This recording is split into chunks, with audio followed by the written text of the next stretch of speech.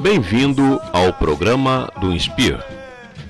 O INSPIR é o Instituto Sindical Interamericano pela Igualdade Racial, uma organização não governamental criada em 1995 pelo movimento sindical.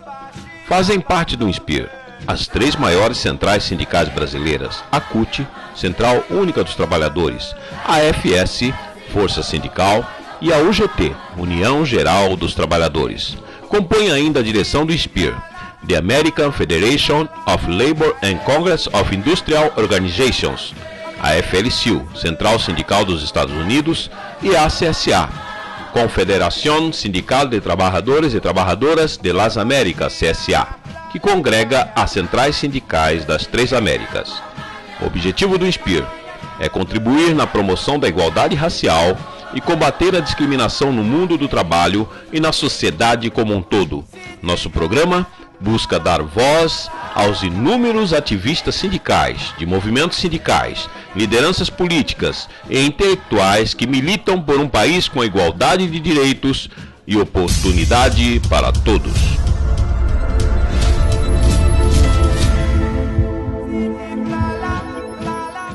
A exclusão do negro no mercado de trabalho nos dias de hoje é resultado do longo período de escravidão e da maneira que se deu a transição para o trabalho assalariado.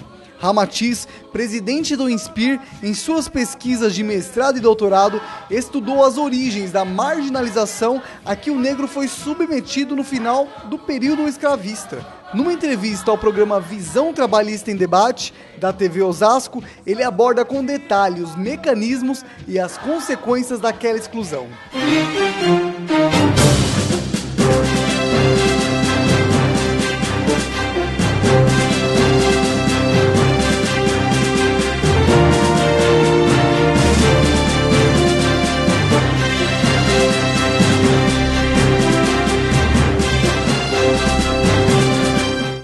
Olá, como estão vocês? Tudo bem? A partir de agora estamos juntos aqui no programa Visão Trabalhista em Debate.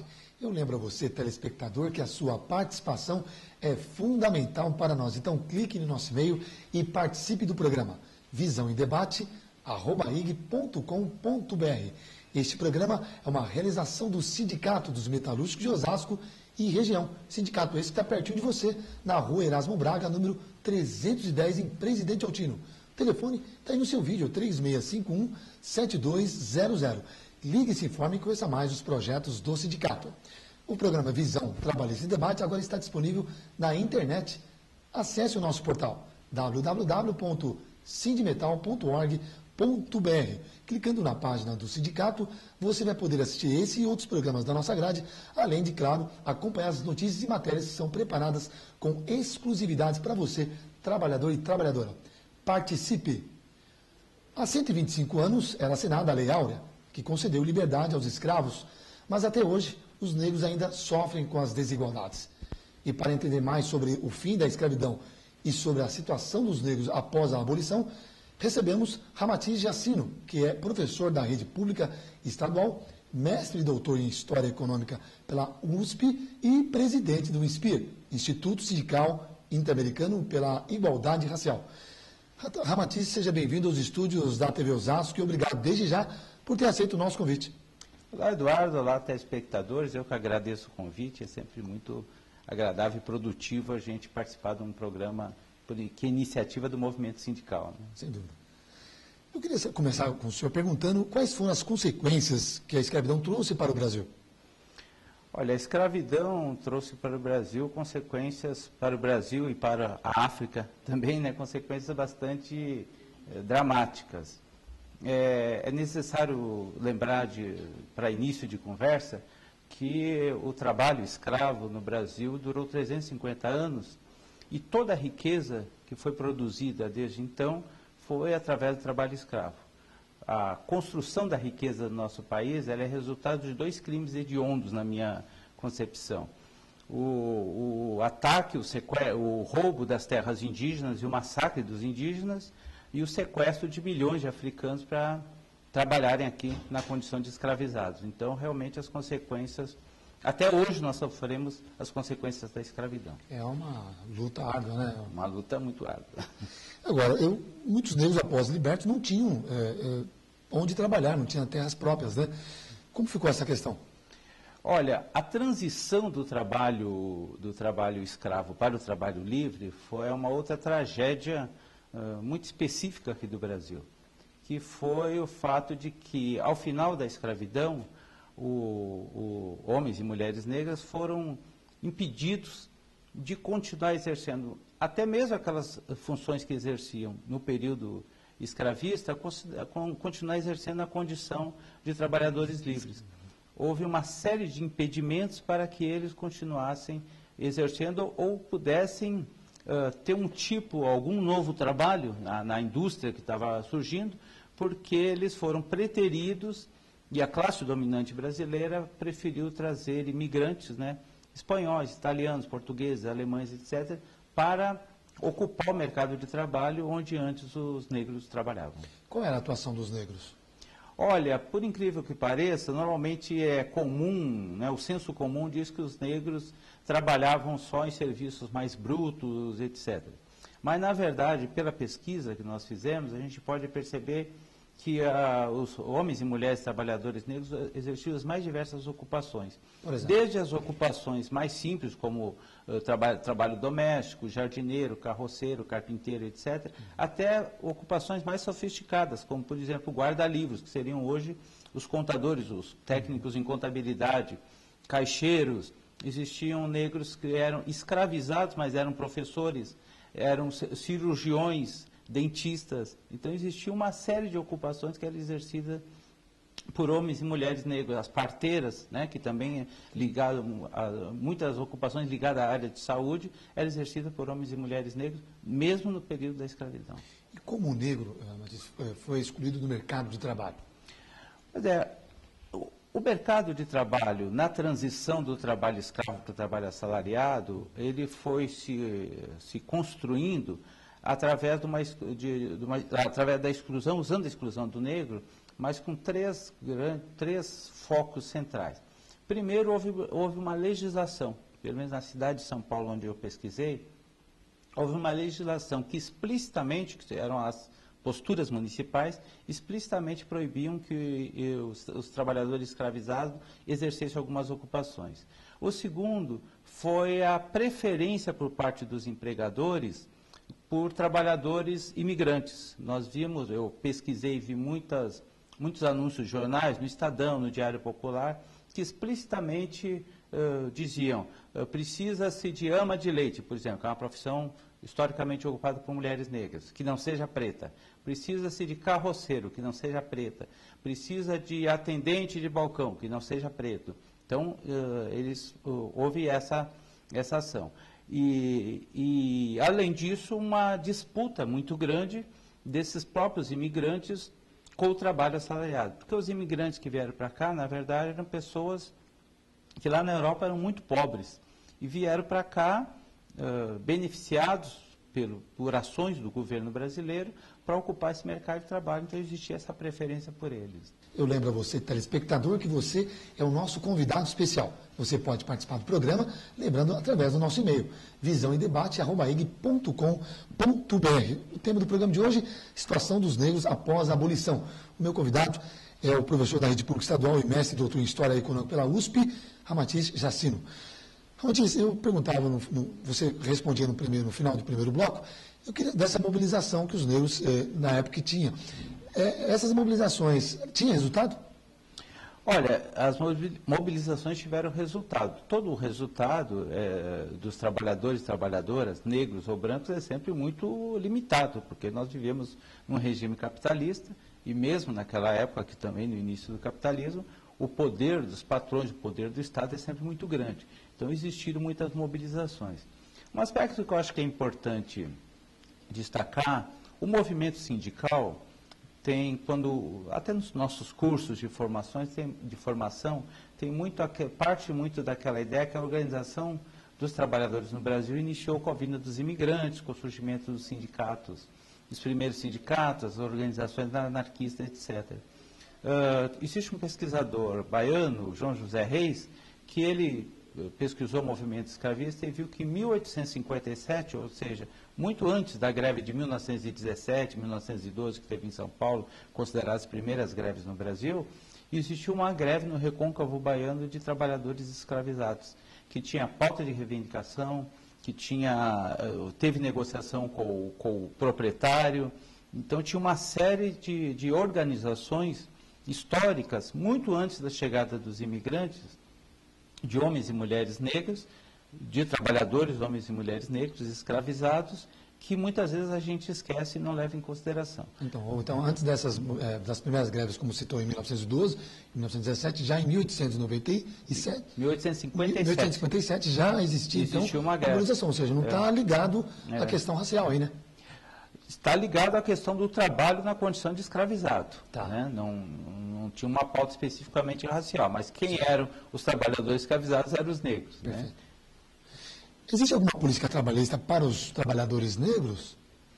Olha, existe por parte do movimento sindical muita organização no que diz respeito à luta por igualdade racial nas condições de trabalho, que hoje nós vivemos uma desigualdade. Então, vários sindicatos ligados, em especial aqueles que são filiados ao INSPIR, os sindicatos ligados às centrais sindicais, Força Sindical, UGT e CUT, têm na sua pauta de reivindicações uma série de itens para promover a igualdade racial nas relações de trabalho. Tivemos algumas conquistas em nível mais amplo, como, por exemplo, o Estatuto da Igualdade Racial, como, por exemplo, a Lei 10.639, que foi assinada, foi promulgada pelo Lula logo que ele assumiu a presidência da República em 2003, que inclui a história da África e a história dos negros no Brasil nos currículos escolares. Existe a titulação de terra de quilombos, existe dentro do Estatuto a orientação para que a capoeira passe a fazer parte dos currículos escolares. E capoeira é muito mais do que uma luta, é uma dança, é uma manifestação cultural. Então existiram avanços significativos nesse período, sim. Eu percebo que você pesquisou bem sobre o tema de hoje, né? E estudos que tratam o período pré e pós a abolição. Com certeza você encontrou informações que nós não podemos localizar nos livros, né? O que você encontrou de mais intrigante neste tema, nessa apuração?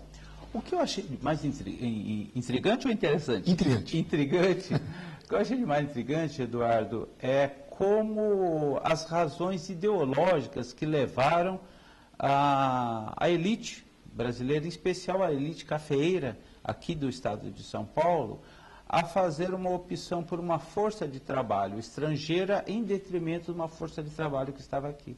Então, não foi uma opção só econômica, foi uma opção ideológica. Ideologicamente, eles eram racistas e compreendiam, tinham a ideia, a compreensão que negros não serviam para o trabalho assalariado, então eles optam por importar trabalhadores europeus com o objetivo de branquear o mercado de trabalho, branquear a população negra. Isso me parece o mais significativo e o mais grave, que foi uma ação resultado de uma concepção ideológica. Depois das mudanças, o que aconteceu com esses imigrantes que vieram com essa finalidade? Acabaram ficando, voltaram para os seus países de origem? Tem estudos sobre isso? Esses imigrantes, para vir para cá, primeiro é necessário dizer que os negros vieram para cá à força e os imigrantes vieram por opção, né? Segundo esses imigrantes, eles recebiam a passagem para vir de navio da Europa para cá. Eles ficavam na hospedaria dos imigrantes em Santos, depois vinham para a hospedaria dos imigrantes de São Paulo, de passagem de trem também, paga ou pelo empregador ou pelo governo. Eles já tinham um emprego garantido, iam para as terras, tinham possibilidade de comprar essas terras de forma facilitada e com isenções fiscais. E recebiam dinheiro em espécie também, proporcional ao tamanho da família. Esse grupo, esse enorme contingente de imigrantes, ao receber todas essas políticas afirmativas, que na verdade isso que nós brigamos hoje são políticas afirmativas, eles conseguiram se estabelecer na terra, se transformaram em pequenos produtores rurais, ascenderam à classe média e hoje fazem parte os seus descendentes compõem a classe média, pelo menos no estado de São Paulo. São esses descendentes de imigrantes que compõem essa classe média. Podemos afirmar que depois dessa ação, os negros, por não ter tido oportunidade, surgiram aí, então, a pobreza já foi se espalhando? Podemos afirmar isso? Com certeza. Os negros, então, foram marginalizados. Aí que vem as foram favelas, jogados à margem da sociedade, impedidos de trabalhar. Florestan Fernandes, que é considero um dos maiores intelectuais que o Brasil já teve, professor Florestan Fernandes, sociólogo, ele tem num dos seus escritos, tem uma avaliação que o negro, ao final da escravidão, ele foi atirado à própria sorte. As pesquisas mais recentes, sem contestar o Florestan Fernandes, apontam algo mais ainda do que isso. Ele não foi só tirado à própria sorte, ele foi impedido de integrar a sociedade. Ele foi impedido de trabalhar pelas razões que eu falei. Ele foi impedido de ter acesso à terra através da Lei de Terra de 1850. Ele foi impedido de ascender socialmente. Por exemplo, um outro detalhe, a gente vai falar, eu que sou da área da educação, em 1857, houve uma emenda constitucional, a primeira Constituição do Brasil, que é de 1824, que explicitamente proibia a escravos e leprosos frequentarem a escola pública. Então foi impedido de trabalhar, foi impedido de ter terra e foi impedido de estudar.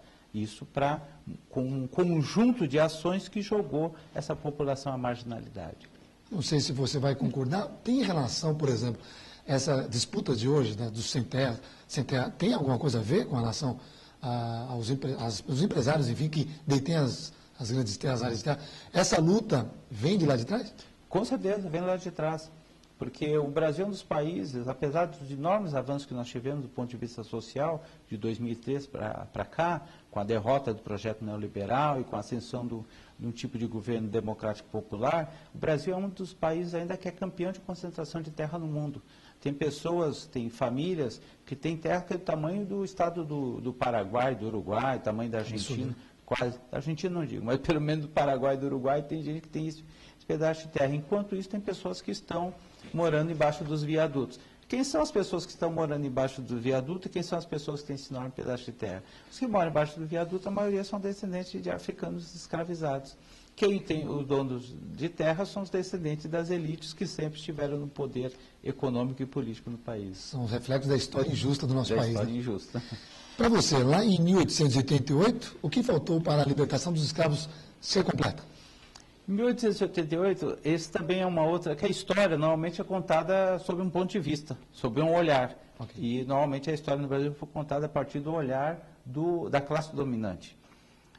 Em 1888, segundo uma historiadora da USP chamada Emília Viotti da Costa, apenas 5% dos trabalhadores escravizados continuavam escravos, continuavam na condição de escravizados.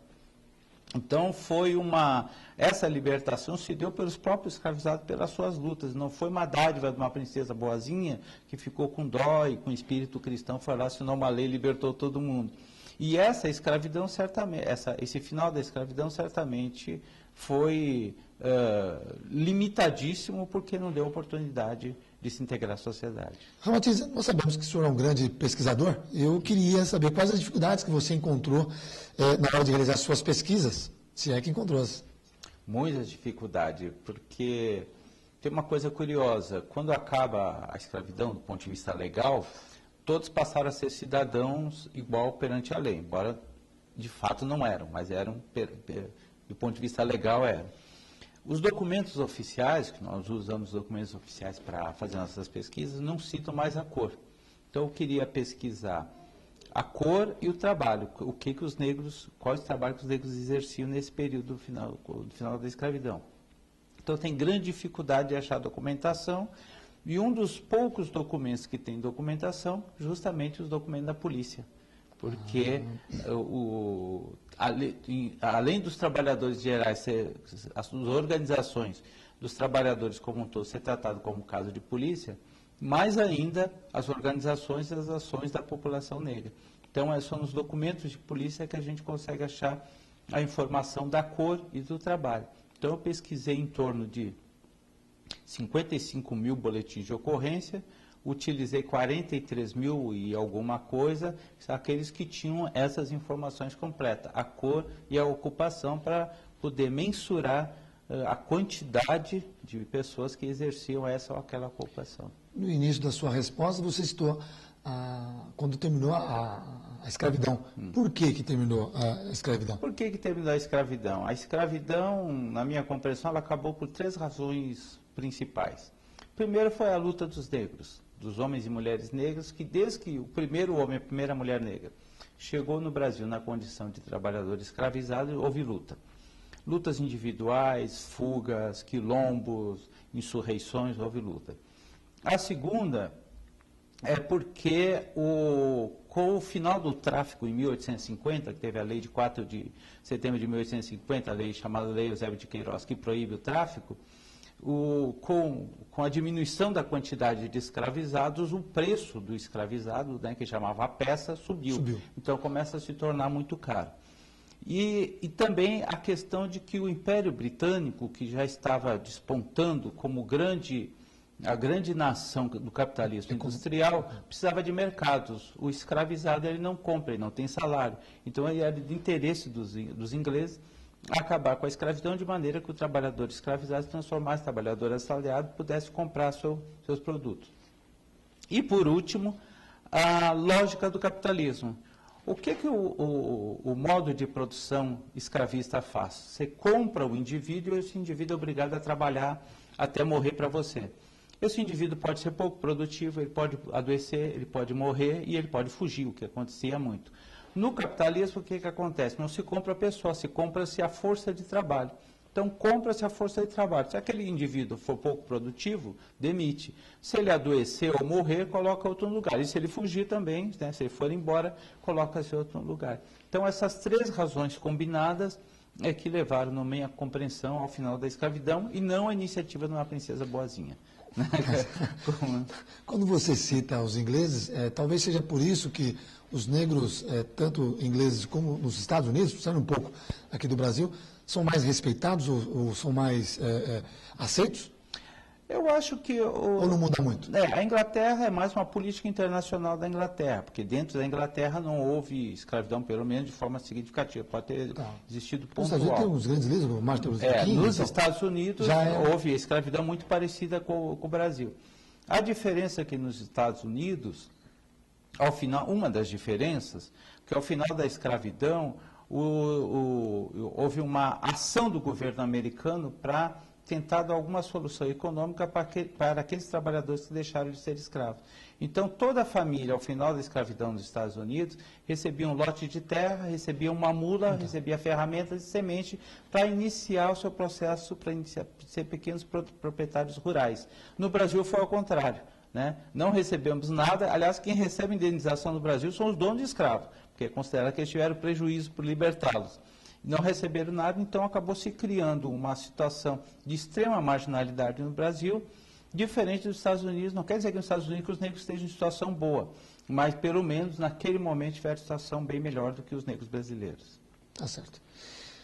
Ainda hoje o mundo sofre com trabalho escravo e tráfico de gente. Em São Paulo, por exemplo, foi assinado no dia 13 de maio um decreto que pune as empresas paulistas que utilizarem o trabalho análogo à escravidão e o seu processo produtivo. Podemos considerar que o trabalho escravo e o tráfico de pessoas são heranças do passado? Eu acho que são heranças, e aí eu tenho uma visão que é pessoal minha, não é evidentemente uma visão, uma opinião da entidade que eu represento, é que o capitalismo e a escravidão, eles são 2 pontas do mesmo corpo, né? O lucro, né? A escravidão começou o quê? A escravidão moderna. Sempre existiu a escravidão na humanidade. Mas a escravidão moderna, que é essa que nós conhecemos, começou com o mercantilismo, com a expansão dos europeus em busca de novos mercados e metais e com as grandes navegações.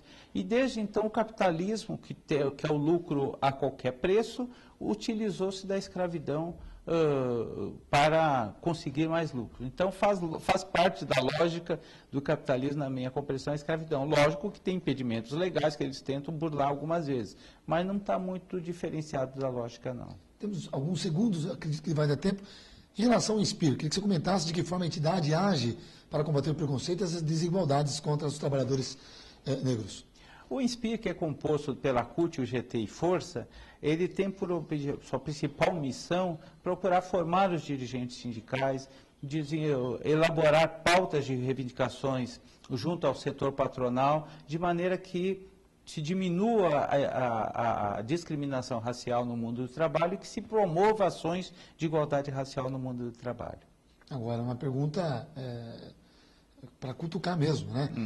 Como você avalia o sistema de cotas nas universidades e a demora da USP em aceitar? Eu acho inaceitável a demora da USP, eu estudei lá, fiz mais tarde doutorado na USP, eu acho inaceitável essa demora da USP, e eu acho que essa questão de cotas já é um debate que nós, que defendemos a cota, já vencemos esse debate. O Supremo já considerou as cotas legais, as cotas são justas, são corretas, mas as cotas não são um fim em si mesmo, não é para toda a vida. A ideia é tratar os desiguais de forma desigual por um tempo, para que nós possamos conquistar a igualdade entre todos no Brasil. É isso que nós queremos. Só para resumir e concluir da minha parte, a questão, voltando um pouco da imigração americana, enfim, aquele filme A Cor Púrpura relata um pouco do que foi a escravidão nos Estados Unidos? Eu sou fã daquele filme, eu já assisti várias vezes, normalmente eu passo em sala de aula aquele filme. Espetacular. Né, que é espetacular e que demonstra de forma muito adequada a vivência dos ex-escravizados dos Estados Unidos, em especial a situação da mulher negra que vivia, tanto lá quanto aqui, numa situação pior ainda do que os homens negros. Sugiro a você, trabalhador, que nos assiste, não é difícil não, A Cor Púrpura, ótimo filme que você vai compreender um pouco mais ainda, depois da explicação do nosso entrevistado, mas um pouco mais dessa imigração americana que ocorreu, né, infelizmente faz parte da história. Infelizmente, estamos chegando ao final do nosso programa. Eu quero agradecer a sua presença em casa, por ter ficado conosco, por ter visto esse programa, o tema Situação dos Negros após a Abolição. O meu convidado que esteve conosco, Ramatiz Jacino, professor da Rede Pública Estadual, mestre e doutor em História Econômica pela USP e também presidente do INSPIR, Instituto Sindical Interamericano pela Igualdade Racial. Obrigado por ter aceito o nosso convite. Seja sempre bem-vindo aos estúdios da TV Osasco. Obrigado, Eduardo. Obrigado, telespectadores. Esperamos sempre estar de volta aqui para uma próxima vez. Obrigado. Jambacacumbi querema, turiauê. Jambacacumbi querema, mapia turi turiauê, mapia. Turiauê, mapia, turiauê, mongorongô. Jambacacumbi querema, Jambacacumbi querema, mapia turi turiauê.